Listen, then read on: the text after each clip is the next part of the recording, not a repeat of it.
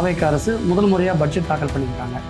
உங்களுடைய பார்வையை உதைக்கிறது. முதல்ல நான் என்ன சொன்ன விரும்புகிறேன்னாக்கா, டிஎம்கே கவர்மெண்ட்டு அவங்களுடைய பட்ஜெட்டில் இன்டரிம் பட்ஜெட்டில் தமிழ்நாடுடைய மொத்த வருவாய், அதாவது ஜிடிபி 41 லட்சம் கோடியாக ப்ரொஜெக்ட் பண்ணி, அது எதுக்காக ப்ரொஜெக்ட் பண்ணாங்கன்னா அதுடைய 3% அவங்க லோன். ஆனால் நிஜமாக அது ப்ரொஜெக்ட் பண்ணோன்னா தமிழ்நாடு ஜிடிபி 38 லட்சம் கோடி வரைக்கும் தான் போகும். எந்த பட்ஜெட்டு நீங்கள் எடுத்திருந்தாலும், நானே ஸ்டேட் கவர்மெண்ட்டை கிட்டத்தட்ட 14 பட்ஜெட் போட்டிருக்கேன், சென்ட்ரல் கவர்மெண்ட்டில் 4 பட்ஜெட். எந்த பட்ஜெட்டு நீங்கள் எடுத்திருந்தாலும் பழைய கவர்மெண்ட்டுடைய திட்டங்களோ, பழைய கவர்மெண்ட்டு யார் யாரை நியமிச்சிருக்காங்களோ அவங்களுக்கு சம்பளம் கொடுக்காம இருக்க முடியாது. ரெண்டாவது, அந்த திட்டங்களை நிறுத்த முடியாது. புது திட்டங்கள் எடுக்கணும்னாக்கா அந்த கவர்மெண்ட்டு நிறைய ரிசோர்ஸஸ் வேணும்.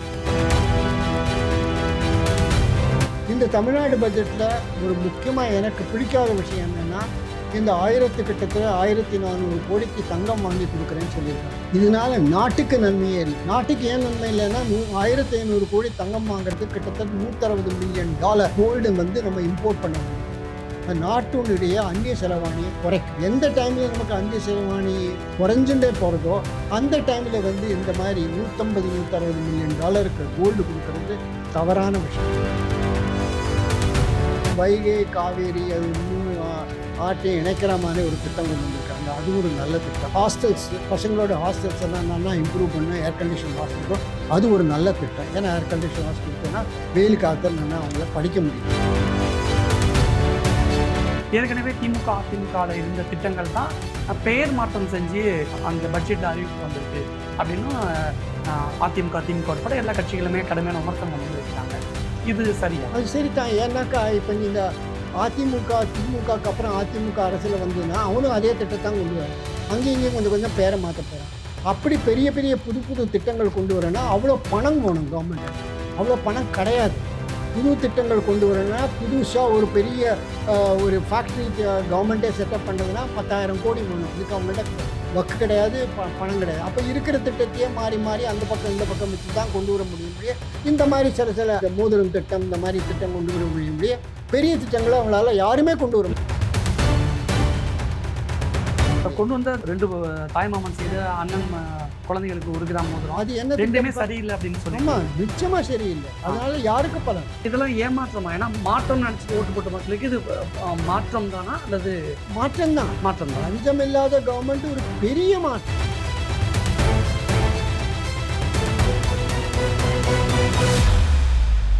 சார் வணக்கம் சார். முதலமைச்சர் விஜய் தலைமையிலான தாவேக அரசு முதல் முறையாக பட்ஜெட் தாக்கல் பண்ணியிருக்காங்க.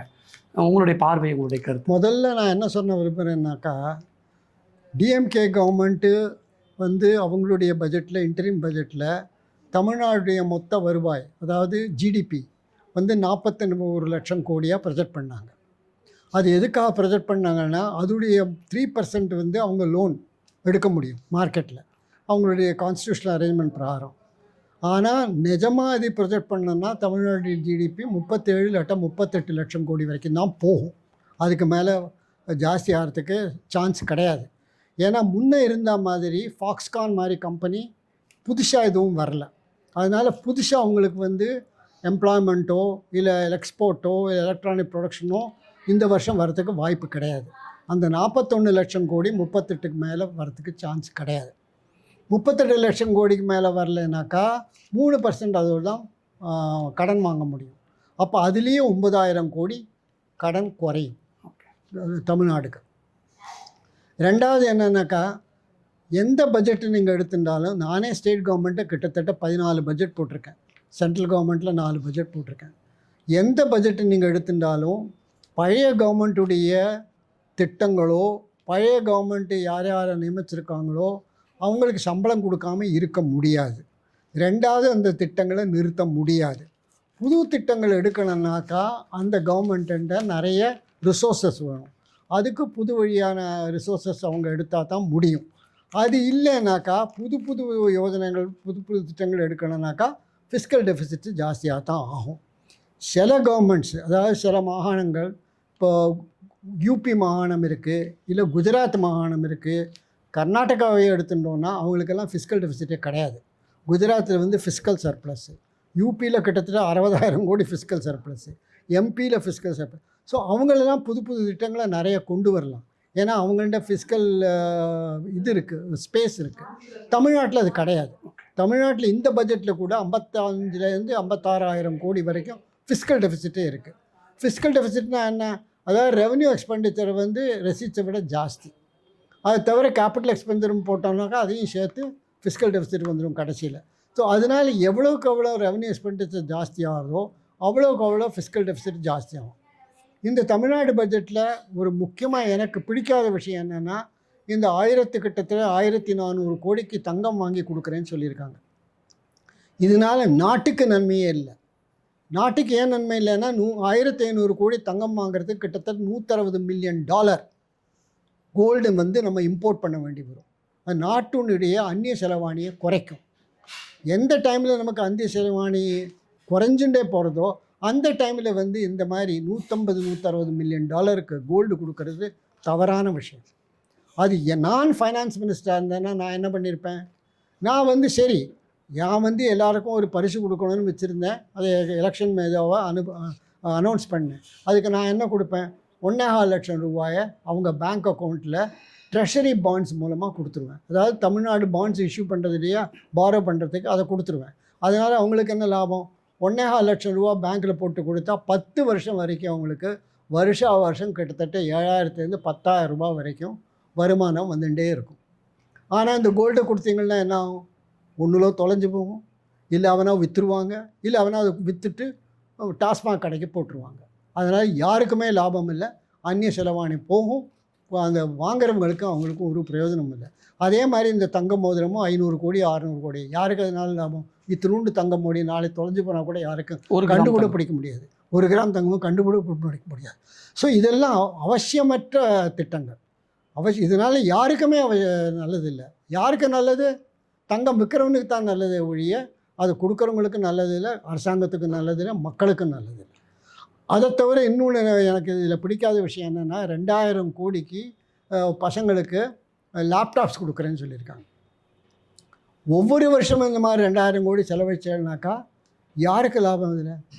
அதுக்கு அந்த ஸ்கூல்லையே 10, 11, 12வது கிளாஸில் பர்மனண்ட் நீங்கள் டெஸ்க் கம்ப்யூட்டர் கொடுத்தீங்கன்னா 5 வருஷத்துக்கு நீங்கள் அதை மாற்றவே வேண்டாம். புது கம்ப்யூட்டர் வாங்கி அவங்களுக்கு ஒவ்வொரு பையனும் உட்கார இடத்துல டெஸ்க் கம்ப்யூட்டர் கூட 5 வருஷத்துக்கு மாற்றவே வேண்டாம். ஸோ இந்த 2000 கோடி 5 வருஷத்தை 10,000 கோடி செலவழிப்பீங்க. ஆனால் ஒரே வருஷத்தை 2000 கோடி செலவழிச்சிங்கன்னா 5 வருஷம் அது தாக்கு பிடிக்கலாம். பாக்கி 8,000 கோடி எத்தனையோ விஷயங்களை செலவு பண்ணியிருக்கலாம். தமிழ் நாட்டு இது எந்த கவர்மெண்ட்டு இதை பற்றி சிந்திக்கிறதே கிடையாது. அது பாஜக கவர்மெண்ட்டாக இருக்கட்டும், டிஎம்கேயாக இருக்கட்டும், ஏடிஎம்கேயாக இருக்கட்டும், யாராக இருந்தாலும் கணினி கொடுத்துட்றேன். ஏன் ஸ்கூலில் வைக்க மாட்டேங்கிறீங்க? அந்த ஸ்கூல் இருக்கிற லெபார்ட்டரிஸ்ல ஏன் செலவு பண்ண மாட்டேங்க? அங்கே அமிலம் கிடையாது அவனுக்கு, மற்றபடி பிப்பெட்டு கிடையாது, க்யூரட்டு கிடையாது, எக்ஸ்பெரிமெண்ட் பண்ணுறதுக்கு அவனுக்கு ஜார்ஸ் கிடையாது. இதெல்லாம் இம்ப்ரூவ் பண்ணுறதுக்கு வழியாக அவனுக்கு ஒரு லேப்டாப்பை கொடுத்து அவன் விளையாடிட்டே இருக்க போகிறான். அது ஒன்றும் பெருசாக அவனுக்கு உபயோகம் இல்லை. ஆனால் ஸ்கூலில் அதே இடத்த அவனுக்கு டெஸ்கில் ஒவ்வொரு டெஸ்க்லேயும் ஒவ்வொரு கம்ப்யூட்டர் நீங்கள் கொடுத்தீங்கன்னா அது எல்லாருமே உபயோகிக்க முடியும். அது பண்ணுறதில்லை. இது எந்த மாகாணம் மட்டும் இல்லை, எல்லாமே. ஐ திங்க் மகாராஷ்டிராவில் மட்டும்தான் பண்ணலைன்னு நினைக்கிறேன், குஜராத்லேயும் பண்ணலைன்னு நினைக்கிறேன். மற்ற எல்லா இடத்தையும் கொடுத்துருக்காங்க, யூபிலையும் கொடுத்துருக்கா, எல்லா இடத்தையும் கொடுத்துருக்கா. இது தவறான ஒரு கொள்கைன்னு நான் சொல்லுவேன். 3வது என்னன்னாக்கா, இது பிடிச்ச விஷயம் என்னன்னாக்கா, ஒன்று முதியவர்களுக்கு ஏதோ நல்ல திட்டம் கொண்டு வந்திருக்காங்க. 2வது வந்து வைகை காவேரி அது 3 ஆட்டையும் இணைக்கிற மாதிரி ஒரு திட்டம் கொண்டு வந்திருக்காங்க. அதுவும் ஒரு நல்ல திட்டம். 4வது வந்து ஹாஸ்டல்ஸ், பசங்களோட ஹாஸ்டல்ஸ் என்னென்னா இம்ப்ரூவ் பண்ணணும், ஏர் கண்டிஷன் ஹாஸ்டல். அது ஒரு நல்ல திட்டம். ஏன்னா ஏர் கண்டிஷன் ஹாஸ்டல் கொடுத்தேன்னா வெயில் காலத்தில் என்னென்னா அவங்கள படிக்க முடியும். அதே மாதிரி அவங்க வந்து ட்ரைனிங் இன்ஸ்டியூட்ஸ் எல்லாம் இம்ப்ரூவ் பண்ணுறது கொடுத்துருக்காங்க. அதுவும் ரொம்ப நல்ல திட்டங்கள் தான். அது சிலதெல்லாம் ரொம்ப நல்ல திட்டங்கள். இந்த 10,000 15,000 கோடி இந்த மாதிரி செலவழிக்கணும். இன்னமும் எவ்வளவோ நல்ல திட்டங்கள் கொண்டு வந்திருக்க முடியும். மக்களுக்கு உள்ள அவங்களுடைய வருவாய் பெருக்கிறதுக்கு நிறைய திட்டங்கள் கொண்டு வந்திருக்க முடியும். விஜய் தேர்தல் வாக்குறுதியில் கொடுத்த மாதிரி தாய்மாமன் தங்க மோதிர திட்டம், அண்ணன் சீர் திட்டம், அந்த 1 பவுன் நகை பட்டு சிலை திட்டம், இது மட்டும்தான் விஜய் தன்னுடைய தேர்தல் வாக்குறுதியில் கொடுத்த திட்டங்களை கொண்டு வந்திருக்காரு. மற்றபடி எல்லாமே ஏற்கனவே திமுக அதிமுகவில் இருந்த திட்டங்கள் தான் பெயர் மாற்றம் செஞ்சு அந்த பட்ஜெட்டில் அறிவிப்பு வந்திருக்கு அப்படின்னு அதிமுக திமுக உட்பட எல்லா கட்சிகளுமே கடுமையான விமர்சனங்களை முன்வைக்கிறாங்க. இது சரியா? அது சரிதான். ஏன்னாக்கா இப்போ நீங்கள் திமுகக்கு அப்புறம் அதிமுக அரசில் வந்துன்னா அவனும் அதே திட்டத்தான் கொண்டு வரான். அங்கேயும் இங்கேயும் கொஞ்சம் கொஞ்சம் பேரை மாற்ற போகிறான். அப்படி பெரிய பெரிய புது புது திட்டங்கள் கொண்டு வரேன்னா அவ்வளோ பணம் வேணும் கவர்மெண்ட்டில். அவ்வளோ பணம் கிடையாது.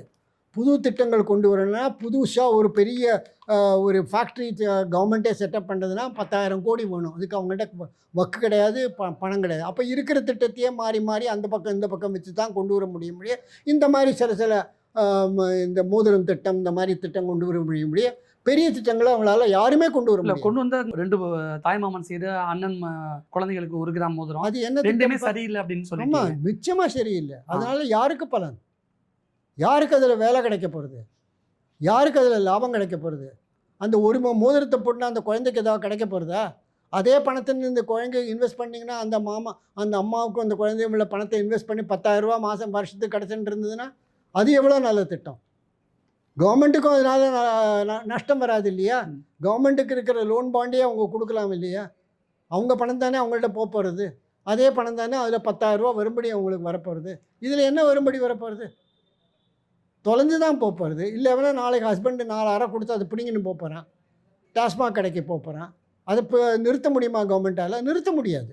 அதாவது மாற்றம் அப்படின்னு நினச்சி தான் விஜய்க்கு எல்லா மக்களும் வாக்களித்தாங்க. ஆமாம், மாற்றம் சொல்லிட்டு இருக்கும் பொழுது பழைய திட்டங்களே பட்ஜெட்டில் தொடருது அப்படின்னு சொல்லும் பொழுது அது எப்படி மாற்றமாக இருக்குங்கிற மாற்றம் எப்படி வரும்னாக்கா, இப்போ ஃபார் எக்ஸாம்பிள் இந்த ரெஜிஸ்ட்ரார் ஆஃபீஸில் அதில் பெரிய மாற்றம் கொண்டு வந்திருக்காங்க. யாரும் லஞ்சம் கொடுக்க வேண்டாம், வீட்டில் இருந்தே இது பல வருஷங்களை நான் சொல்லிகிட்டு இருக்கேன். அது யாரும் எந்த வேணும் கேட்கல. எல்லா இடத்துலையும் நான் போய் சண்டை போட்டால் தான். நானும் நிறைய ரெஜிஸ்ட்ரேஷனுக்கு போயிருக்கேன். அங்கே போய் அந்த ஆள் வருவான் சார் அது இதுமா நான் கொடுக்க மாட்டேன். சண்டை போட்டுட்டு தான் ரெஜிஸ்ட்ரேஷன் ஆகிட்டு இருந்து. இப்போ அது இல்லை, வீட்டில் உட்காந்து. அது பெரிய மாற்றம். ரெண்டாவது மாற்றம் என்னன்னாக்கா, இந்த பிளான் அப்ரூவல், பில்டிங் பிளான் அப்ரூவலுக்கு லஞ்சம் கொடுக்காம நடந்துகிட்டே இருக்கவே முடியாது. அது இப்போ மாற்றிட்டாங்க. அதுவும் நீங்கள் வீட்டில் இருந்துகிட்டே பண்ணலாம். அது பெரிய ஸ்கீம் இது கொண்டு வந்துட்டாங்க. மூணாவது இவங்க என்ன பண்ணால், ஆர்டிஓ ஆஃபீஸில் கூட இப்போ பயங்கரமாக லஞ்சம் நடந்துட்டுருக்கு. அந்த ஆர்டிஓ ஆஃபீஸில் கூட இப்போ நேராக டைரெக்டாக கம்ப்யூட்டர் மூலம் பண்ணி எல்லாமே அப்லோட் பண்ணி வச்சுருந்தாங்க. அங்கேயும் லஞ்சம் குறையும்.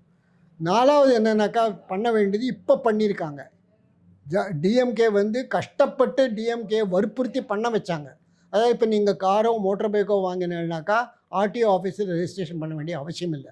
முன்னாடி என்னோட காருக்கே 5,000 ரூபா லஞ்சம் கேட்டான் டிவிஎஸ் காரன். ஸோ 5,000 ரூபா கொடுத்தாங்க சார். ஏன்டா புது கார் வாங்குறேன்னா அதுக்கு எதுக்கு ஆர்டிஓக்கு நான் கொடுக்கல நான். ஆனால் டிவிஎஸ் காரன் நானே கொடுத்துட்டேன் சார், வேறு வழியில் நீங்கள் கொடுக்க மாட்டேன்னு சொல்லிட்டீங்களேன்னு. ஸோ இப்போ அதையும் மாற்றிட்டாங்க டிஎம்கே டைமில். ஏன்னா மதுரையிலேருந்து ஹைகோர்ட் ஆர்டர் போட்டாங்க 2 மாதத்துக்குள்ளே இது வரணும்னு சொல்லி. இப்போ காரு மோட்டர் பைக்கெல்லாம் நீங்கள் டீலர்லேயே போய் ரெஜிஸ்ட்ரேஷன் பண்ணிக்கலாம். நீங்கள் ஆர்டிஓண்ட போகிறது அவசியம் இல்லை. அதே இதை மாற்றி வேறு என்ன பண்ணியிருக்கணும், ட்ரக்ஸையும் அது மாதிரி பண்ணணும். அது பண்ணியிருந்தாங்கன்னா ட்ரக்ஸ் ஃபெலோஸ்க்கும் ரொம்ப சந்தோஷமாக இருந்திருக்கும். அதையும் ஒன்று பண்ணியிருக்கலாம். அதுவும் பண்ணலை. அவங்க அது பண்ணுவாங்களா இருக்குது, யாராவது சொன்னால் பண்ணுவாங்க. புது கவர்மெண்ட் தானே, அதனால் அவங்கள குற்றம் சொல்லக்கூடாது. புதுசாக வந்திருக்காங்க, 3 மாதத்துக்குள்ளே என்ன தான் பண்ண முடியும் அவங்களால? அதையும் நம்ம பார்க்க வேண்டாமா? ஆனால் எதிர்கட்சிகளுடைய விமர்சனமே எங்களுடைய திட்டத்தை தான் நீங்கள் பேர் மாற்றுறீங்க, அது எப்படி புதிய அப்படி தான் முடியும். ஏன்னா அவங்க திட்டத்தை அவங்க இருக்கிற திட்டத்தை அவங்க மாற்ற முடியும். இப்போ கணினி கொடுக்கணுன்னாக்கா அது ஏடிஎம்லேருந்து ஆரம்பித்தாங்க, ஜெயலலிதா ஆரம்பித்தாங்கன்னா இப்போ வரைக்கும் நடந்துருக்கு. அதுக்கு கணினி பேரை மாற்ற முடியுமா? முடியாது. அதே திட்டம் தான் கொடுத்துட்டுருக்காங்க. ஸ்கூல் திட்டம் தான் முடியும். ஆனால் இவர் என்ன பண்ணியிருக்கலாம், இன்னொன்று ஸ்கூலில் இருக்கிற அவ்வளோ காலி இடங்களும் டீச்சர்ஸ் காலி இடங்களும் மொத்தமாக நான் இது பண்ணுவேன், ஃபில்அப் பண்ணுவேன். அதே மாதிரி டாக்டர்ஸ் ஹாஸ்பிட்டலில் எல்லாம் ஃபில்அப் பண்ணேன். அந்த மாதிரி திட்டம் கொண்டு வந்திருக்கலாம். அதெல்லாம் புது திட்டமாக இருக்கும். அது வரல. அது ஒரு வேளை சொன்னால் வருமா? அப்போ இதெல்லாம் ஏமாற்றமா? ஏன்னா மாற்றம் நினச்சிட்டு ஓட்டு போட்ட மக்களுக்கு இது மாற்றம் தானா அல்லது? மாற்றம் தான். லஞ்சம் இல்லாத கவர்மெண்ட் ஒரு பெரிய மாற்றம். அது மிகப்பெரிய மாற்றம். ஆனால் குறைஞ்சிருக்கு. ஆனால் லஞ்சம் இல்லவே இல்லைன்னு சொல்ல முடியாது. அவன் திருடன் எங்கேன்னு திருடத்துக்கு பார்த்துட்டே தான் இருப்பான். ஆனால் இப்போ ஜனங்களுக்கு இப்போ ரெஜிஸ்ட்ரார் ஆஃபீஸில் போனால் லஞ்சம் கேட்கறது இல்லை, ஆர்டிஓ ஆஃபீஸுக்கு போனால் போக வேண்டிய அவசியம் இல்லை. அதே மாதிரி பில்டிங் பிளான் அப்ரூவலுக்கு ஒரே நாளில் 1,700 பில்டிங்.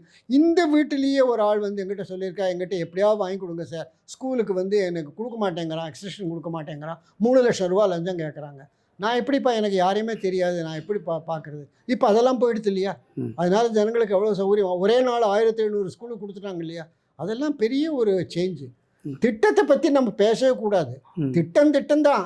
ரோடு போடுறது தான். அது என்ன மாற்ற முடியும்? ரோடு தலைக்கு மேலே போட முடியுமா? பிரிட்ஜை தலைக்கு மேலே கட்ட முடியுமா? கால்வாயை வேறு இடத்துல வெட்ட முடியுமா? அதெல்லாம் திட்டங்கள் தான், வேறு என்ன? அது யார் பேசினா என்ன? அது டிஎம்கே ஆனானா, பிஜேபி ஆனானா, ஏடிஎம்கே ஆனானா, கம்யூனிஸ்ட் ஆனானா, அந்த திட்டம் நடந்துன்னு தான் இருக்கும். அதில் ஒன்றும் மாற்றல் வரத்துக்கு சான்ஸே கிடையாது. ஓகே. அதே மாதிரி எஜுகேஷன் டிபார்ட்மெண்ட்டில் கடந்த ஆட்சியை விட இந்த ஆட்சியில் பட்ஜெட் கம்மியாக ஒதுக்கியிருக்காங்க அப்படிங்கிற குற்றச்சாட்டும் வச்சுருக்காங்க. அது நான் பார்க்கல சரியா, எவ்வளோ கம்மியாக ஒதுக்கியிருக்காங்கன்னு. அதெல்லாம் இது வந்து இப்போ அப்படி பணம் வேண்டி இருந்ததுனாக்கா சப்ளிமெண்ட்ரி பட்ஜெட் வரும், அதில் கொடுத்துருவாங்க. அதில் ஏன்னா அதை குறைக்கிறதுக்கு ஒன்றும் சான்ஸ் கிடையாது. ஏன்னா எவ்வளோ டீச்சர்ஸ் இருக்காங்களோ அவங்க சம்பளம் கொடுத்தாங்கன்னா, எவ்வளோ காலேஜஸ் இருக்கோ அதுக்கெல்லாம் பூர்த்தி பண்ணிடலாம். இன்னொரு பெரிய இவங்க வந்து ஒரு ஸ்டெப் என்ன எடுத்திருக்காங்கன்னா, இருக்கிற வைஸ் சான்சலர் போஸ்டெல்லாம் ஃபில்அப் பண்ணணும். அதுக்கு ஒரு பர்மிஷன் கேட்டிருக்காங்க சுப்ரீம் கோர்ட்டில். கிட்டத்தட்ட 14 யூனிவர்சிட்டியில் வந்து விசிஏ இல்லாமல் இருக்கிறாங்க.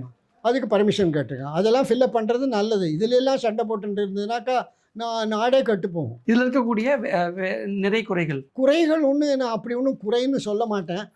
ஏன்னாக்கா எல்லாம் நானும் வந்து நான் பல வருஷங்கள் மத்திய பிரதேஷ் மாகாணத்தில் 14 எவ்வளோ போட்டிருக்கேங்க, கிட்டத்தட்ட 12 பட்ஜெட் அங்கே பண்ணியிருக்கேன். 14 பட்ஜெட்டோ பண்ணியிருக்கேன். அங்கே வந்து நான் வந்து அது எல்லா பட்ஜெட்டும் கிட்டத்தட்ட காங்கிரஸ் கவர்மெண்ட் தான் பண்ணினேன். அதில் ஒவ்வொரு கவர்மெண்ட்லேயும் கொஞ்சம் கொஞ்சம் வித்தியாசம் வரும், திட்டங்களில் வித்தியாசம் வரும், திட்டங்களில் ஜாஸ்தி பணம், பெரிய மாற்றம் கொண்டு வர முடியும். ஆனால் இவங்க கொஞ்சம் மாற்றம் கொண்டு வந்திருக்காங்க. இப்போ வந்து தாமிரபரணி, காவேரி, வைகை இதிலெல்லாம் டூரிசம் ஆரம்பிக்க போகிறேன், அதுக்கு ஒரு 50 கோடி கொடுத்துரும். அது ரொம்ப நல்ல திட்டம். அதே மாதிரி மகாபலிபுரத்தை நல்லா விரிவாக்க போகிறோம், அதுவும் ரொம்ப நல்ல திட்டம். அதே மாதிரி நிறைய இடத்துல டூரிஸ்ட்டுக்கு, ஏன்னா அதில் தான் எம்ப்ளாய்மெண்ட் நிறைய கிடைக்கும், கிராஜுவேட்ஸுக்கு எம்ப்ளாய்மெண்ட் கிடைக்கும், டூரிஸ்ட் கைடாக போகலாம் அவங்க. அதெல்லாம் ரொம்ப நல்ல திட்டம் தான் கொண்டு வந்திருக்காங்க. புது திட்டங்கள், அதெல்லாம் புது திட்டங்கள் தான், அது நல்லது தானே. அதே மாதிரி ஸ்கூல்ஸில் வந்து ஹாஸ்டல்ஸ் எல்லாம் ஏர் கண்டிஷன் பண்ணுறது, அது பெரிய நல்ல திட்டம் தானே. அதனால் பசங்களுக்கு நல்லது தானே. மற்றபடி அவங்களுக்கு கணினி கொடுக்கலையோ அவங்க வீட்லேயும் அவங்களுக்கு இருக்குது, செல்ஃபோன் இருக்குது. மற்றபடியே அந்த மாதிரி ஏர் கண்டிஷன் ஹாஸ்டல்ஸ் எல்லாம் கொடுக்குறது ஒரு நல்ல திட்டம் தான். தமிழ் மொழிக்கு வெறும் 1 கோடி ரூபாய் தான் ஒதுக்கியிருக்காங்க. அதில் பெரிய வித்தியாசம் ஒன்று. 1 கோடி உனக்கிறானே, 1.5 கோடி ஒதுக்கினானே, அது ஒன்றும் பெரியது இல்லை. தமிழ் மொழி தான், அதை யார் என்ன பண்ண முடியும்? ஓகே. ஒத்தனை அதை பெருசாக ஒன்றும் பிரபலம் பண்ண முடியாது, அதை குறைக்கவும் முடியாது. மற்ற மாகாணங்களில் போய் தமிழ் மொழியை பரப்புறதுக்கு பணம் கொடுத்தாங்கன்னாக்கா அது ஒரு பெரிய திட்டம்னு சொல்லலாம். தமிழ் மொழியை வந்து மத்திய பிரதேசத்துலேயோ இல்லை யூபிலேயோ இல்லை வேறு எங்கேயோ போய் அதை பிரபலமாக்குறது, அங்கே உள்ள டீச்சர்ஸுக்கு பணம் கொடுக்குறேன்னான்னு சொன்னாங்கன்னா அது ஒரு பெரிய திட்டமாகும். இப்போ வாரணாசியில் தமிழ்நாடு மகோத்சவம் கொண்டாடுறாங்க. தமிழ்நாட்டிலேருந்து கிட்டத்தட்ட ஒரு நாளைக்கு 10,000 பேராவது போவாங்க அங்கே, குறைஞ்சது வாரணாசிக்கு. நானும் போயிட்டு இருக்கேன். எனக்கு அங்கே ஆஃபீஸ் இருக்குது, 3 மாதத்துக்கு ஒரு தடவை போவேன். தமிழ்நாட்டிலேருந்து கிட்டத்தட்ட 10,000 ரூபாய் குறைஞ்சது போங்க தான். அங்கே போய் நான் சரி தமிழ்நாட்டு ஸ்கூலில் நான் ஓப்பன் பண்ணுறேங்க, அது ஒரு நல்ல திட்டமாக இருக்கும். மற்றபடியே தமிழ்நாட்டே தமிழ் வளர்ச்சிக்கு என்ன பண்ணது? வெளியூரில் போய் தமிழ் வளர்ச்சி பண்ணுங்கள், ஆந்திராவில் பண்ணுங்கள், தமிழ்நாட்டில் பண்ணுங்கள், கேரளாவில் பண்ணுங்கள், கர்நாடகாவில் பண்ணுங்கள், மகாராஷ்டிராவில் ஸ்கூல் ஆரம்பிங்க, அது தமிழ் வளர்ச்சி. இங்கேயே தமிழ் வளர்ச்சிக்கு என்ன பண்ண முடியும்? 1.25 லட்சம் கோடி கடன் வாங்கி தான் பட்ஜெட் இது பண்ணியிருக்காங்க. ஆமாம். இப்போ இப்படியே தொடர்ந்துச்சுன்னா கடந்த ஒரு 20 வருஷத்தில் சேர்த்து 10 லட்சம் கோடி கடன் இருக்குது தமிழ்நாட்டுக்கு. ஆனால் இந்த 5 வருஷத்தில் மட்டும் இன்னும் கூடுதலாக 10 லட்சம் கோடியாக மாறிடும். ஒட்டுமொத்தமாக 20 லட்சம் கோடியாக சான்ஸ் இருக்குது. ஆனால் வந்து இந்த வருஷம் நான் சொன்னேன் இல்லையா, 41 லட்சம் கோடி ஜிடிபியை வச்சுட்டு அவங்க கடன் வாங்கிறதுக்கு டார்கெட் வச்சுருக்காங்க. ஆனால் ரெகுலராக நல்லா கணக்கு போட்டால் 37லேருந்து 38 லட்சம் கோடி தான் வரும். அதுவும் பிரகாரம் பார்த்திங்கன்னா 9,000 கோடி கடன் கொடுக்க மாட்டாங்க கவர்மெண்ட் ஆஃப் இந்தியா, அலோவ் பண்ண மாட்டாங்க. 1,10,000 1,11,000 அப்படி தான் வரும். ஆனால் தமிழ்நாடு கவர்மெண்ட்டுக்கு அவ்வளோ கடன் வாங்குறது ஒன்றும் பெரிய ஒரு இது இல்லை, பிரச்சனை இல்லை. ஏன்னா நாளைக்கு இப்போ இருக்கிற இந்த இதெல்லாம் ஒழிச்சிட்டாங்கன்னா, லஞ்சம் எல்லாம் ஒழிச்சிட்டாங்கன்னா கவர்மெண்ட்டுடைய ரெவன்யூவே ஜாஸ்தியாகும். என்னை பொறுத்தவரையும் குறைஞ்சது தமிழ்நாட்டு ரெவன்யூ வந்து ஒரு 15,000 கோடியில் 20,000 கோடி வரைக்கும் இம்ப்ரூவ் பண்ணலாம். இருக்கிற நிலைமையை வச்சுட்டு 20,000 கோடி வரைக்கும் இம்ப்ரூவ் பண்ணலாம். அந்த 20,000 கோடி இம்ப்ரூவ் பண்ணாக்கா 4 வருஷத்தில் உங்களோட கடன்லாம் குறைக்கிற ஆரம்பிச்சுடலாம். பொதுவாக இந்த பட்ஜெட்டு ஓவராலாக எப்படி சார்? இல்லை, ஓவராலாக ஒரு நல்ல பட்ஜெட்டுன்னு தான் நான் சொல்லுவேன். இந்த பொண்ணுக்கு வீங்கி பொண்ணு இதை தவிர பாக்கியெல்லாம் நல்ல பட்ஜெட் தான். அந்த தங்க மோதிரம், ஆமாம், இதை தவிர்த்துட்டு எல்லாமே சூப்பர் தானே. அதாவது முடிகிற வரைக்கும் இந்த கவர்மெண்ட்டு கீழ்நிலையில் உள்ள மக்களுக்கு எவ்வளோ தூரம் லஞ்ச பிரச்சனையை குறைக்க முடியுமோ அவ்வளோ தூரம் குறைக்கணும்.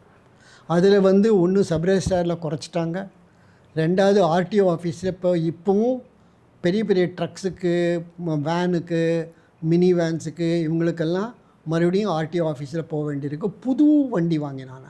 அது புது வண்டி வாங்கினான்னா ஆர்டிஓ ஆஃபீஸ் போகிறதுக்கு தேவையே கிடையாது. ஏன்னா அவன் தான் செக் பண்ணி எடுத்துக்க போகிறான், ஃபேக்ட்ரிலேருந்து வரப்போகுது.